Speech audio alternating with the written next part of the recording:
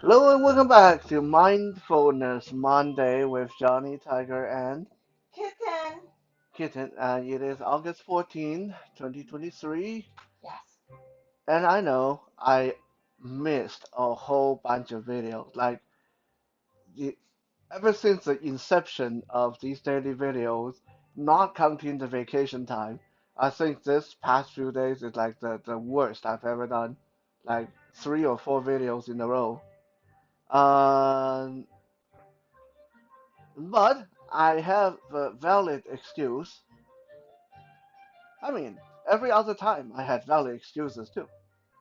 But this one is like legit. And I have I kid into my witness. The tripod is broken. Yeah, like, you know, uh, we were, we had a friend over with doing some martial arts training and um, everything was fine until later in the evening when I went to clean up the room. And I realized the tripod, the damn camera tripod is broken. Like, the darn thing is like stainless steel or aluminum. Like, it's very strong material, but the leg was snapped in half. Okay, so how did it happen? I don't friggin' know. So, this impacted video making because that's the tripod I use to make Fitness Friday, survival, and tactical, and all those videos. But fear not, I think I got it under control. I ordered a new one. Not sure when will it get here, but meanwhile, I also took apart a couple of the old broken tripods. Yeah, this wasn't the first time it happened. So I took apart some of the old ones and then I Mickey Mouse them together and made kind of a complete one. Okay, hopefully tomorrow we'll be able to do Tactical Tuesday, whether with the new tripod, if it get here, or with my new Mickey Mouse together tripod, and you guys can tell me how it looks. Yeah, it's a. I love teaching self-defense. I love doing all this stuff, but when you keep ending up with broken stuff, a broken window, broken tripod, broken this, broken that, it start to get a bit draining on the bank account after a while. And it's not just the money, it's replacing things, the effort, the time. It impact much more than just money. Speaking of money, though, uh, today I'm going to talk to you guys a little bit about the reality faced by poor people, the realities of poverty. Uh, Now, seems like a very gloomy, somber kind of topic, and it is. Um, and I hope that by the end of the video, you guys will have a deeper, more comprehensive understanding of the psychology and the reality behind people who struggle with poverty. I have condensed it down to four main points as usual, make it easier to remember, easier to keep in your mind. Why did I start thinking about this? Uh, and I'm going to answer this now because I know Kitten's going to ask me. Because Kitten does that all the time. When I do a video, after I do the video, she said, "What got you thinking about doing that video?" Right? Because I care Uh about huh. what you think. Uh huh. Yes. So I know that she's going to ask, so I might as well answer it now. We were out with a friend, and we were talking about. I'm not going to give the name of the friend, uh, and we were talking about doing things and stuff like that. And this friend mentioned how they are a bit broke this month, and when they said that, kind of broke my heart a little bit because it is it is something that I relate to. It's something that uh, a lot of you guys get this idea that Johnny Tiger is super strong and confident and unshakable. But I have my weaknesses, and one of those weaknesses is finance.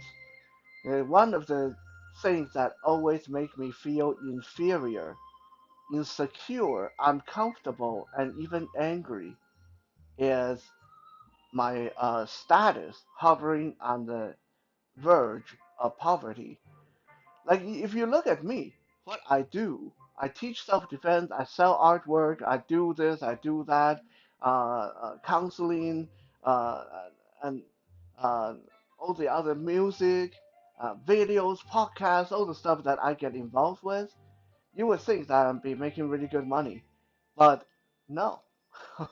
The sad truth is most of the time I barely make enough to get by. And that pisses me off because it has been my reality for my entire adult life. No matter how hard I try, no matter how much work I do, it's just barely bringing enough income. Now, I'm not going to turn this into a self-pitying party and just keep talking about my finance. But I'm just going to say that it's because days, I have experienced days where I couldn't afford to eat anything but instant noodle.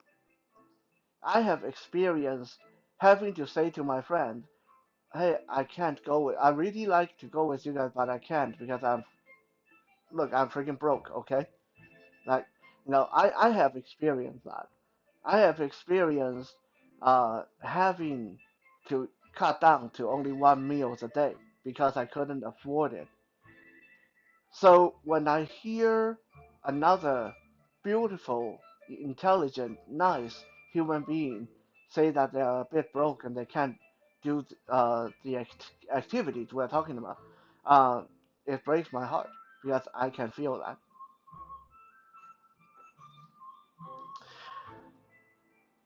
Now the thing with being poor, being poverty stricken, is I have experienced this, and yet I have also experienced the other extreme. I mentioned this more than once. When I was growing up, I experienced luxury. I experienced wealth. Like when I say that my family was rich, I am not even overly exaggerating if I tell you my family was really, really freaking rich. Like my dad lost 750,000 US dollar one night at the casino, and he just shrugged that off like it was pocket change.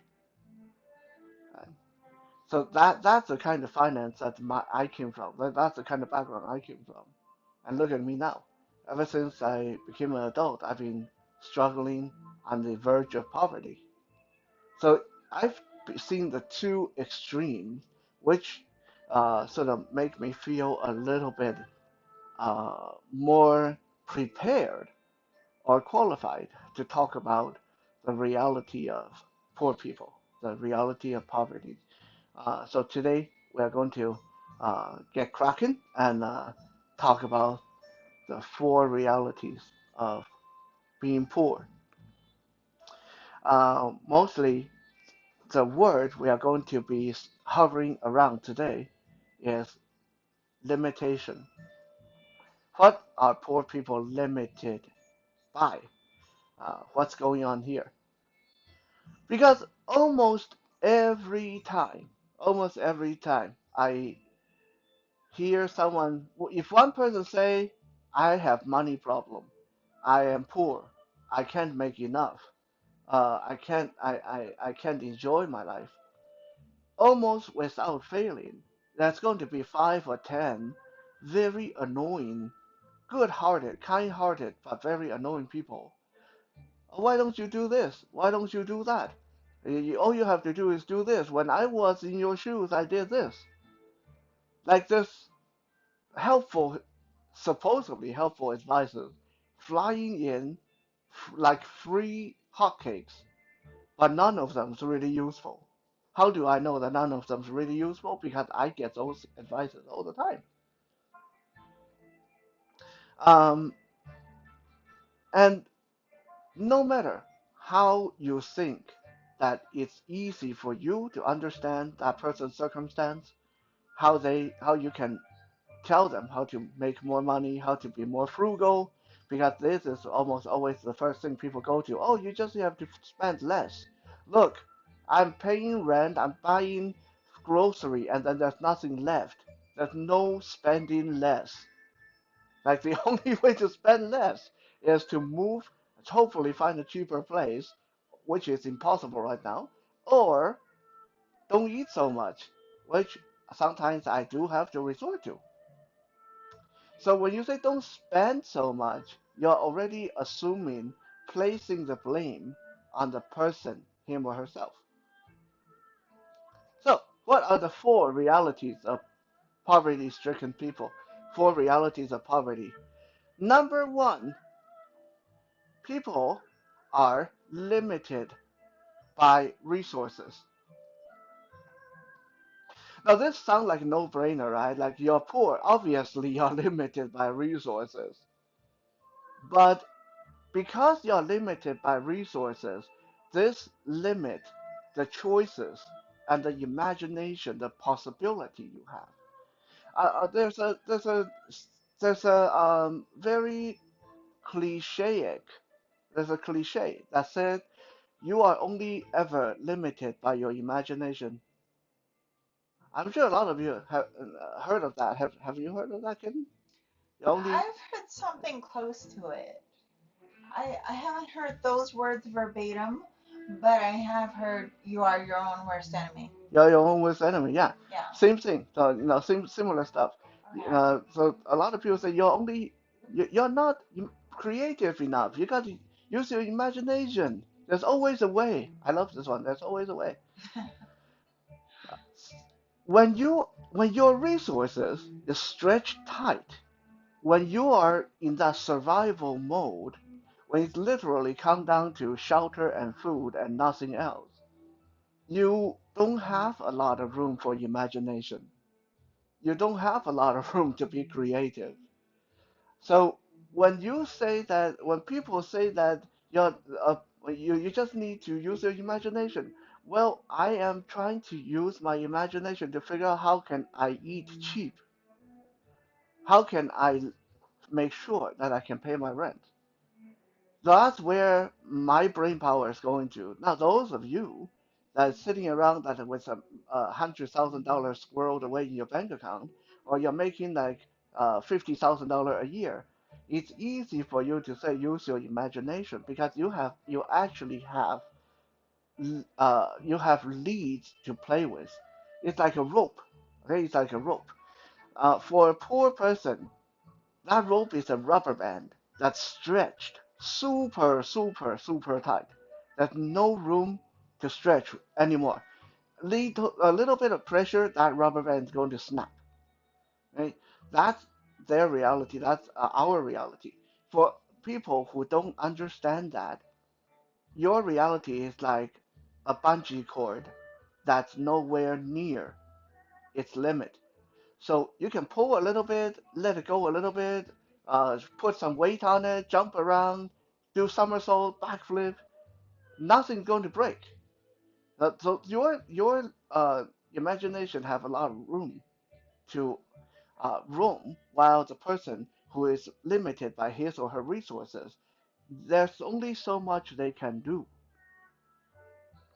Um, Let me give you guys a very true example.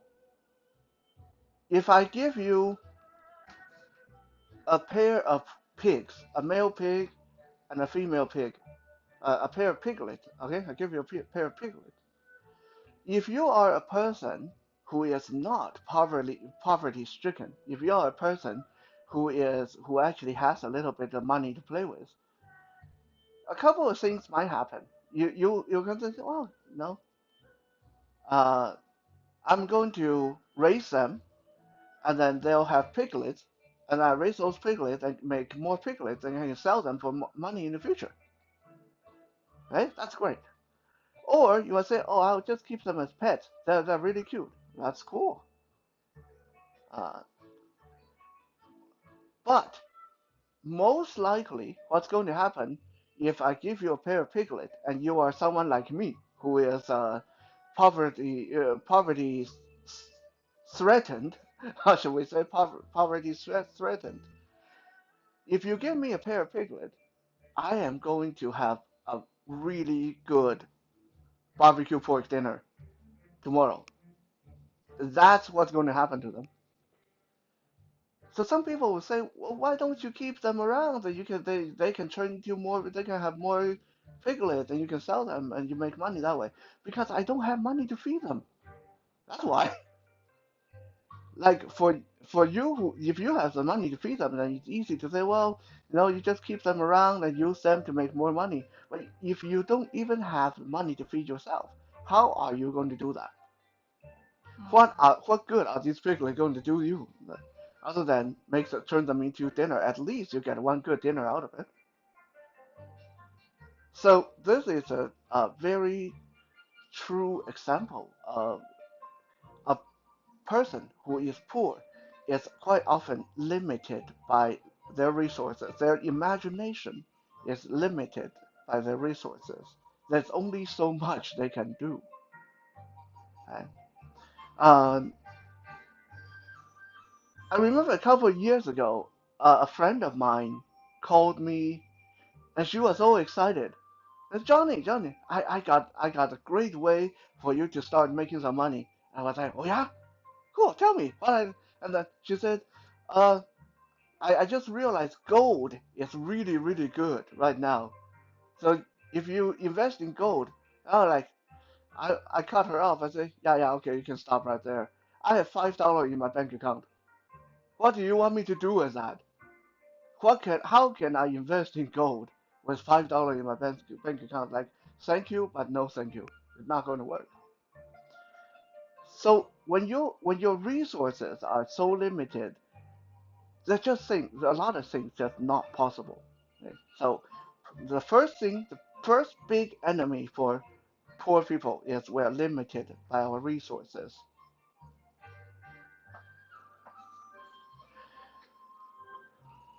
Now we're going to number two. Number two, a lot of time people who are poverty stricken are limited by obligation.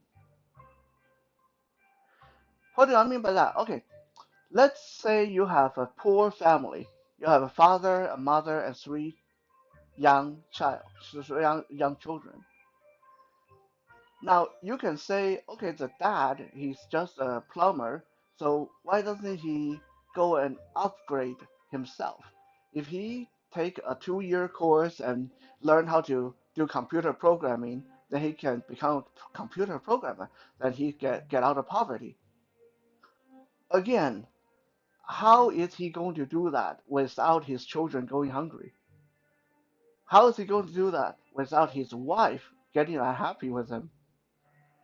For him to take that road to get himself out of poverty, it requires a great deal of maybes, risk, and sacrifices that he need to be okay. That while he's taking computer programming, his wife might have to go work. His children might be going hungry. They might have to downsize and rent a smaller place. They might have to eat less healthy. If it's just himself, maybe he would do it. But because he's the father of three and the husband to one, most likely it's not going to happen because he can't take that risk. He can't uh, neglect his obligation to go and try to make his circumstances better. Uh, that's very similar but true example I can draw from my own situation. Uh, I have a room here at my residence that you guys see there all the time with a Tactical Tuesday and Survival Saturday. Fully decked out training room. I used to train my night strike self-defense for the blind group. So when we have workshops and uh, blind people need private training. I take them here, work with them. A lot of people have mentioned to me, you would be making so much money if you just turn that room into an Airbnb. If you just rent it out. Just the other day, when our friend Kevin came over, he said the same thing. He said, all you have to do is rent out your laundry room and then rent out your training room, and that would have paid for your rent, and you still get extra money on top of that. But I can't, because if I do that, my students have nowhere to train. Yes, my students aren't paying me enough for the finance to balance out, but I started the Night Strike self-defense group. I have an obligation to look after my students and their training. Um, I have an obligation to my cats. So, I don't want strangers coming in and out of the house and maybe uh, hurting the cat or having issue with the cat. So, while these rooms are sitting here and there are clear ways of how I could make a lot of money by renting them out, I can't take those steps because I'm limited by obligation. So a lot of time, this is the second biggest enemy to people who are poverty stricken is we are limited by things that and people that we're obligated to, that the obligations that we have. Uh, call it honor, call it stubbornness, but our circumstances and obligations prevent us from making the necessary changes to help us make money.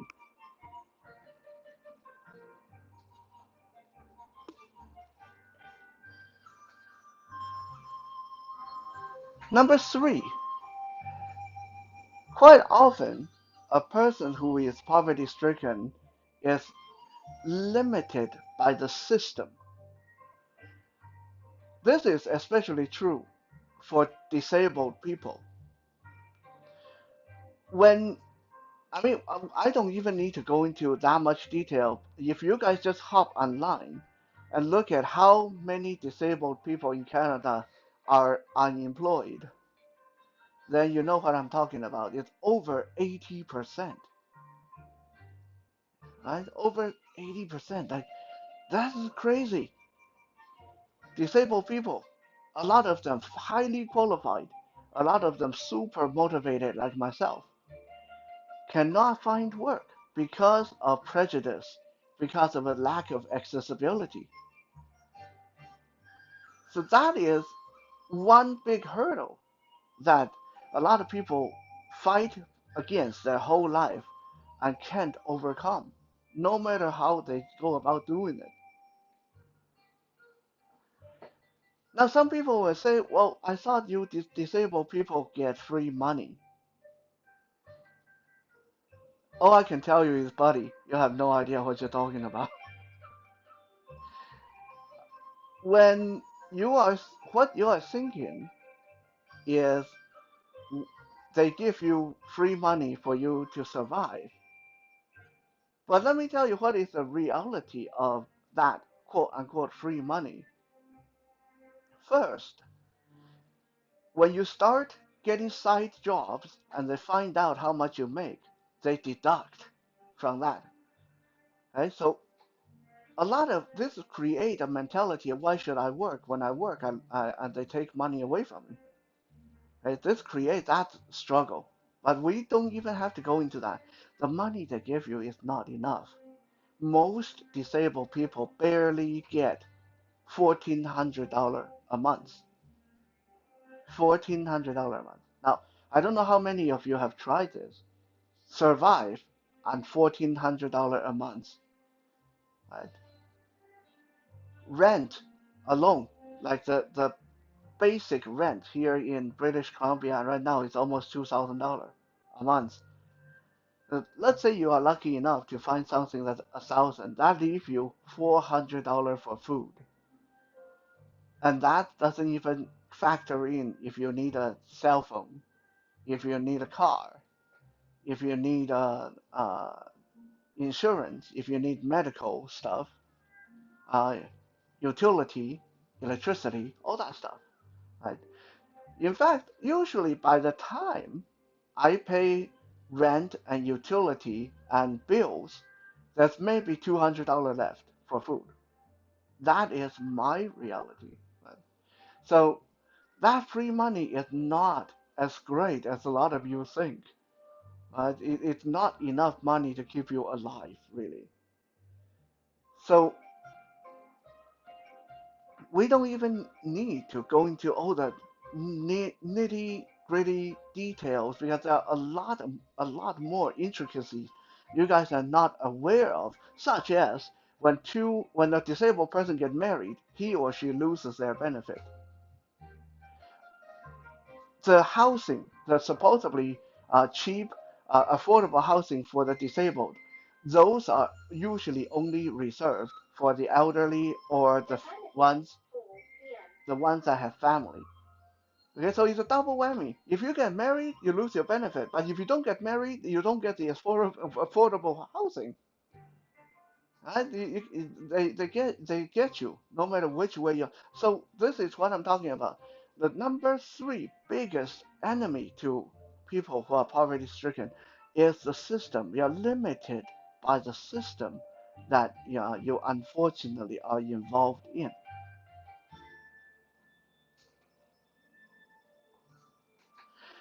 Number four, last, and this one I already know is going to be a bit of a public outcry, people who hear this, because so far I have talked about limited by resources, limited by the system, limited by obligation. So far, we have shined a pretty sympathetic light on those people who are poverty stricken. Number four, we are going to turn this around and actually uh, almost like blaming the victim because some people are responsible. When you're poor, sometimes you are your own worst enemy. It is true. Sometimes you need to take responsibility. Right? Number four, you are limited by your lack of drive. Yeah, I can already hear that some people are like cussing me out after this one, saying I'm like blaming them for them being poor, but it is true. Okay, I have friends that sit at home, get high every day, smoking marijuana, play video game, watch porn. I won't name names. I have friends who sit at home, play video game 20 hours a day, and then they when they finally run out of money, they go and find work, work for 6 months, and then quit their job, go on unemployment insurance, and they go back to playing video game for the next 10 months. Look, when you do that, you are voluntarily putting yourself in poverty. Okay? Because when I talk to these friends, I say, hey, why don't you find a job and stick with it? And what I hear is, oh, what's the point? No matter how hard I work, it's just paying taxes. The more I work, the more tax I have to pay. Why bother? I'm thinking, why bother? Because it will improve your way of living. That's why you should bother. Because it will give you a purpose in life. That's why you should bother. What, you just want to spend your life sitting there getting high, watching porn, and play video game for the rest of your life? I know I sound like I'm judging, yes, and I am. I sound like I'm their parent, which I'm not. But as a good friend, as a person who's disabled, who work really, really hard and still can't get out of poverty, I envy them because I look at them, I say, if I were you, if I had two working eyes and perfectly working arms and legs, I go out there to dig ditches. I go out and pick cherries. I go drive for Uber. I go and drive taxi. Heck, I go and try to apply to be a garbage man. I would even try to be a sewer janitor if I only could. But you have two working eyes, four working limbs, nothing's wrong with you. You choose to just play video game every day, and then you want to complain how come you're poor. You are limited by your lack of drive in this case. So yes, we are blaming the victim a little bit in this number four, but calling a duck, calling an ace an ace, sometimes people need to take responsibility for the circumstances that they find themselves in as well. Just as I will be the first one to admit, yes, uh, if I don't collect action figures, I would save quite a bit of money. So that is my choice. That is what I choose to do. I already don't smoke. I barely ever drink. I don't uh, play video games that much. Uh, I don't gamble. So collecting action figures is what keeps me sane in this world. So if that's what I need to spend a bit of money on once in a while, I don't feel guilty doing it. I'm fine with that. But if today I'm sitting here buying new action figures every day and just doing nothing but buying action figures, and I'm having problem affording to pay my bills and pay my rent, and I have to eat instant noodle every day, who do I have to blame? That would be just myself. I can only blame myself in that case, right? So, quick recap: four realities of poverty. Like it, hate it. You guys let me know in the comments. Um, Limited by the system, limited by resources, limited by obligation, and limited by your own lack of drive. Thank you for checking out today's episode. Kitten and I will be back hopefully tomorrow on Tactical Tuesday. For now, have a good night. Good night.